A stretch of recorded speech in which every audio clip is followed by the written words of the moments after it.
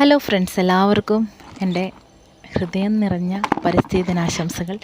അപ്പം ഇന്നത്തെ ദിവസം ചെറിയൊരു വീഡിയോ ഇടാമെന്ന് വിചാരിച്ചു. അപ്പം കുറച്ച് നാളായി ഞാൻ ഡ്രാഗൺ ഫ്രൂട്ടിൻ്റെ തൈ കൊണ്ടുവച്ചിട്ട്, അപ്പോൾ അത് നടാനുള്ളൊരു സമയം കിട്ടിയത് ഇന്നാണ്.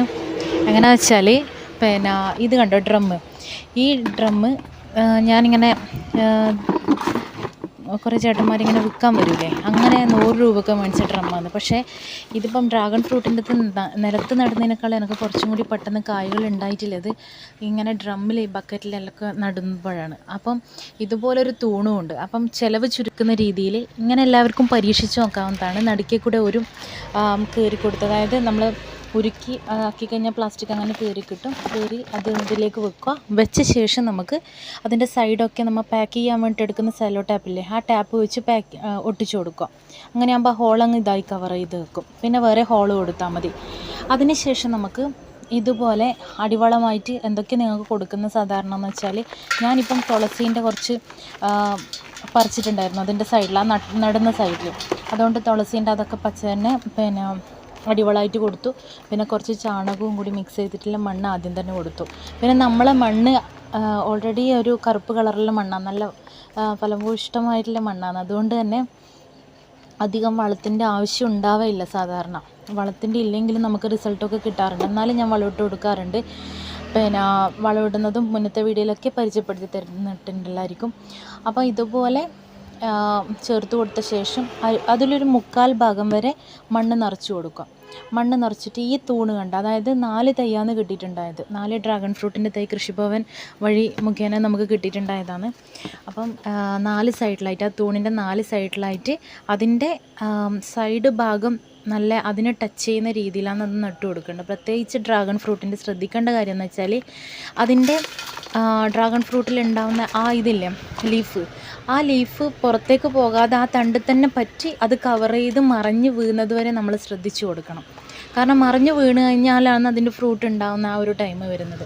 അപ്പോൾ ആ മറിഞ്ഞ് വീഴുന്നത് നല്ല രീതിയിൽ തന്നെ ആ കമ്പിലേക്ക്, അതായത് നമ്മളിപ്പം കോൺക്രീറ്റ് വെച്ചിട്ടുള്ള തൂണ് വെച്ചിട്ടാണ് ചെയ്യുന്നതെങ്കിൽ, ചിലവർ കോൺക്രീറ്റ് വെച്ച് അത് നിലത്ത് നടുന്ന സമയത്ത് കോൺക്രീറ്റ് തൂണാണെങ്കിൽ ആ തൂണിൽ തന്നെ പറ്റി നിൽക്കുന്ന രീതിയിൽ തന്നെ അതൊന്ന് സെക്യൂർ ചെയ്ത് അത് കയറ് കെട്ടിക്കൊടുക്കുക. അതുപോലെ പുറത്തേക്ക് ചാടുന്നുണ്ടെങ്കിൽ കയറ് കെട്ടിക്കൊടുക്കുക, അല്ലെങ്കിൽ ടാപ്പ് വെച്ചിട്ടൊന്ന് ജസ്റ്റ് ഒന്ന് ഒട്ടിച്ചു കൊടുക്കുക. അങ്ങനെ ചെയ്ത് കൊടുത്താൽ തന്നെ നന്നായിട്ട് കിട്ടും. പിന്നെ ഈ ഡ്രാഗൺ ഫ്രൂട്ടിൻ്റെ പ്രത്യേകത എന്ന് വെച്ചാൽ, നമുക്കതിന് മെയിൻ്റനൻസ് കുറവാണ്. നമുക്കധികം അതിനെ ശ്രദ്ധിക്കേണ്ട ആവശ്യമില്ല, കൂടുതൽ വെള്ളം കൊടുക്കേണ്ട ആവശ്യമില്ല. ഇനിയിപ്പം ഒരു 2-3 ആഴ്ച അല്ലെങ്കിൽ ഒരു 4 ആഴ്ച ആയിക്കോട്ടെ വെള്ളം കൊടുത്തിട്ടില്ലെങ്കിലും സുഖമായി അവർ ഒരു പ്രശ്നമില്ലാതെ നിൽക്കും. കാരണം അത് നമ്മളെ മുണ്ടേൻ്റെ എല്ലാം, അതായത് വെള്ളത്തിൻ്റെ അംശം കൂടുതലുള്ള പ്ലാന്റ് ആയതുകൊണ്ട് തന്നെ അതിന് വെള്ളം നമുക്ക് പ്രത്യേകിച്ച് ഒന്നും കൊടുക്കേണ്ട ആവശ്യമില്ല. പിന്നെ ശ്രദ്ധിക്കേണ്ട കാര്യം എന്ന് വെച്ചാൽ, ഇപ്പം വളക്കൂറില്ലാത്ത മണ്ണാണെങ്കിൽ എന്ത് വന്നാലും അടിവളം ഇട്ട് കൊടുക്കണം. അടിവളം ഇടുന്ന സമയത്ത് ചാണകപ്പൊടി, അതുപോലെ പിന്നെ വേപ്പിൻ പിണ്ണാക്കി, എല്ലുപൊടി, അതിൻ്റെ കൂടെ നമ്മൾ കാൽസ്യത്തിൻ്റെ ഇതിന് വേണ്ടിയിട്ട്, അതായത് കാൽസ്യത്തിൻ്റെ എല്ലാം അത് പുളിപ്പിക്കാൻ വേണ്ടിയിട്ട് ഡോളോമൈറ്റോ അല്ലെങ്കിൽ നമ്മളെ കുമ്മായം ഇട്ട് കൊടുത്തു കഴിഞ്ഞാൽ അത് കുറച്ചും കൂടി ബെറ്റർ ആയിരിക്കും. പിന്നെ അതുപോലെ ചെയ്ത് കൊടുക്കുക. നമ്മൾ ഉപയോഗിച്ച മണ്ണൊക്കെയാണ് വീണ്ടും ഉപയോഗിക്കുന്നെങ്കിൽ, അതുപോലെ പച്ചക്കറി കൃഷിക്കൊക്കെ ശ്രദ്ധിക്കേണ്ട കാര്യമാണ്. വീണ്ടും നമ്മളൊരു ഗ്രോ ബാഗിൽ ഇപ്പോൾ ഒരു പയർ നട്ടു ഒരു പ്രാവശ്യം, അതിൽ നമുക്ക് വീണ്ടും തക്കാളി നടണം എന്ന് വെച്ച് കഴിഞ്ഞാൽ അതിൽ വീണ്ടും മണ്ണിടണം എന്നില്ല. അതിൽ നമ്മൾ ആദ്യം തന്നെ ഒന്ന് ചെയ്യേണ്ട കാര്യം എന്ന് വെച്ചാൽ, കുറച്ച് മണ്ണ് അതിൽ നിന്ന് നീക്കം ചെയ്ത ശേഷം അതിലേക്ക് ഡോളോമൈറ്റോ അല്ലെങ്കിൽ കുമ്മായോ ഇട്ട് കൊടുക്കുക. മാക്സിമം ഒരാഴ്ച കഴിഞ്ഞ പാടെ നമുക്കതിലോട്ട് ആ കുമ്മായി ഇടുന്ന സമയത്ത് തന്നെ നമുക്കതിലേക്ക് വേണമെങ്കിൽ പിന്നെ ചാണകപ്പൊടിയും ബാക്കിയില്ല, അതായത് സ്യൂഡോമോണസും ഒക്കെ ചേർത്ത് കൊടുക്കാം. അപ്പോൾ അതൊക്കെ ചേർത്ത് കൊടുത്ത് നമുക്ക് പച്ചക്കറി തൈ നട്ടു കൊടുക്കാം. അല്ലെങ്കിൽ വിത്താണെങ്കിൽ ഡയറക്റ്റ് നമുക്ക് നട്ടു കൊടുക്കാവുന്നതാണ്. അപ്പോൾ അങ്ങനെയുള്ള കാര്യങ്ങൾ നമ്മൾ ശ്രദ്ധിക്കണം. ഇതേ എല്ലാ പച്ചക്കറിക്കും ചെയ്യുന്നത് പോലെ തന്നെയാണ് നമ്മൾ ഇതിനും ചെയ്യേണ്ടത്, ഡ്രാഗൺ ഫ്രൂട്ടിന്. പക്ഷേ പ്രത്യേകിച്ച് എന്ന് വെച്ചാൽ മറ്റുള്ളതിന് ശ്രദ്ധിക്കുന്നത് പോലെ ഇതിന് ശ്രദ്ധിക്കേണ്ട ആവശ്യമില്ല. പിന്നെ കിളികൾ കൊത്തുമെന്ന് വിചാരിക്കേണ്ട, പിന്നെ എന്ന് വെച്ചാൽ പന്നികൾ വന്ന് കുഴിച്ചിടുമെന്ന് വിചാരിക്കേണ്ട. കാരണം മുള്ളില്ലത് കൊണ്ട് തന്നെ അധിക ആക്രമണങ്ങൾ ഉണ്ടാവില്ല ഇതിന്. അതുകൊണ്ട് നമുക്ക് നന്നായിട്ട്, അതായത് വാണിജ്യാടിസ്ഥാനത്തിൽ തന്നെ നമുക്ക് കൃഷി ചെയ്യാൻ പറ്റിയതും നല്ല സേഫ് ആയിട്ടുള്ള ഒരു ഫ്രൂട്ടായിട്ട് എനിക്ക് തോന്നിയിട്ടുണ്ട് ഡ്രാഗൺ ഫ്രൂട്ട്. അപ്പം ഇതുപോലെ നിങ്ങൾക്ക് കൃഷിഭവനായിട്ട് സമീപിച്ച് കഴിഞ്ഞാൽ നല്ല ഇതുപോലെയുള്ള ഫ്രൂട്ടുകൾ കിട്ടും. ഞാൻ ഇതിന് മുന്നത്തെ ഒരു ഷോർട്ട് വീഡിയോയിൽ ഇട്ടിട്ടുണ്ട് നമ്മളെ കിലോ പേരേൻ്റെത്. അതൊക്കെ കൃഷിഭവൻ മുഖേന കിട്ടിയിട്ടുണ്ടായതാണ്. നിങ്ങൾ തൊട്ടടുത്തുള്ള കൃഷിഭവനുമായിട്ട് എപ്പോഴും കോണ്ടാക്റ്റ് ഉണ്ടാവണം.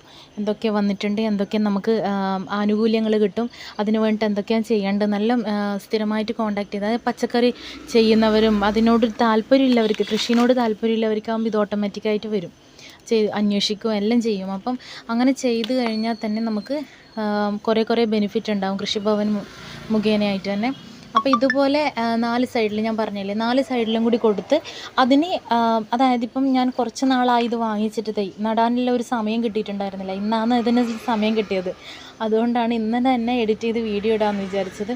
അപ്പം അതിൻ്റെ സൈഡിൽ തന്നെ ഇതുപോലെ പറ്റി നിൽക്കുന്ന രീതിയിൽ, അതിന് ഒട്ടി നിൽക്കുന്ന രീതിയിൽ അങ്ങനെ വെച്ച് കൊടുത്ത് നമുക്കൊരു കയറ് വെച്ചിട്ട് കെട്ടിക്കൊടുക്കാം. കയറ് വെച്ച് കെട്ടിക്കൊടുക്കുക, അല്ലെങ്കിൽ ആ ഒരു ടാപ്പില്ല, അതായത് ടൈറ്റാക്കി വെക്കുന്നത്, അങ്ങനത്തെ പ്ലാസ്റ്റിക്കിൻ്റെ അത് വെച്ചിട്ടാണെങ്കിലും ഒന്ന് ടൈറ്റാക്കി കൊടുക്കുക. അങ്ങനെ കൊടുത്താൽ തന്നെ നന്നായിട്ട് അത് കമ്പിയായിട്ടാണെങ്കിൽ കൂടുതൽ ഇതായിട്ട് കയറിക്കോളും.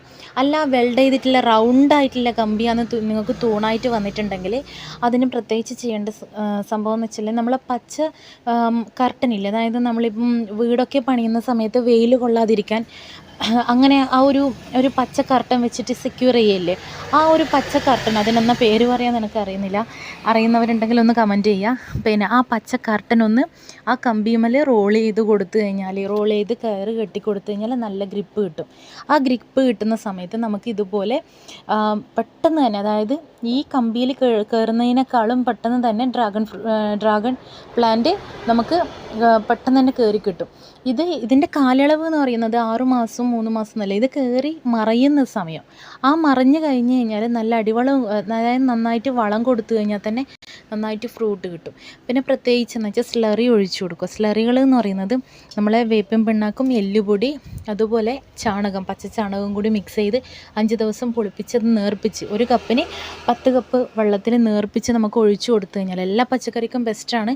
അതുപോലെ ഈ ഡ്രാഗൺ ഫ്രൂട്ടിനും ഇടയ്ക്ക് ഒരു മാസത്തിൽ അല്ലെങ്കിൽ 2 ആഴ്ച കൂടുമ്പോഴൊക്കെ ഒഴിച്ചു കഴിഞ്ഞാൽ അതിനുള്ള റിസൾട്ട് നമുക്ക് നന്നായിട്ട് കിട്ടുകയും ചെയ്യും.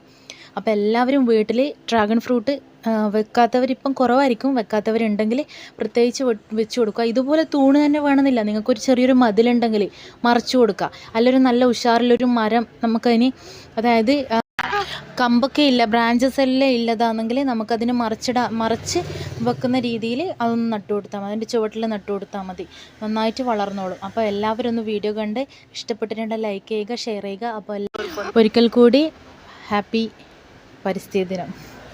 Thank you.